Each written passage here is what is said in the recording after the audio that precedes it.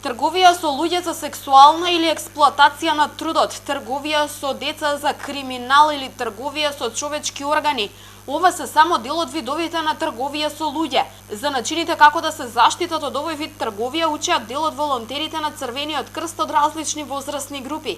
Работилницата ја реализира општинската организација на Црвениот крст, секторот за внатрешни работи, велеси локалната самоуправа. Нешто повеќе да го осознаеме проблемот на трговијата со луѓе, зашто ќе ни помогне представник на Министерството за внатрешни работи, а потоа да сите заеднички на крајот на работилницата размислиме, односно предложиме предлог мерки на Црвениот крст, односно задачи што волонтерите на Црвениот крст ќе ги превземат за да помогнат во разрешувањето или во одржувањето на некое многу ниско ниво на трговија со луѓе, односно сузбивање на оваа појава. Македонија спаѓа во групата на најразвиените кога станува збор за борбата против трговија со луѓе. На територијата која ја покрива секторот за внатрешни работи, досега не е регистриран случај на трговија со луѓе.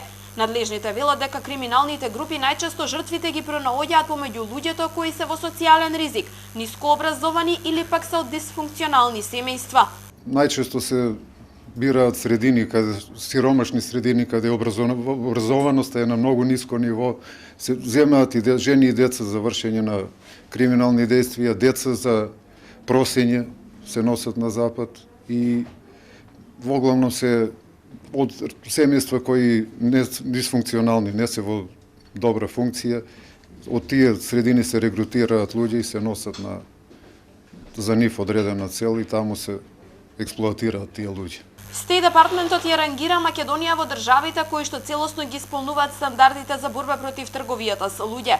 Овие едукации се само дел од начините да се влие на свеста кај луѓето да се заштитат самите и своите блиски и да не станат дел од жртвите на овој вид трговија.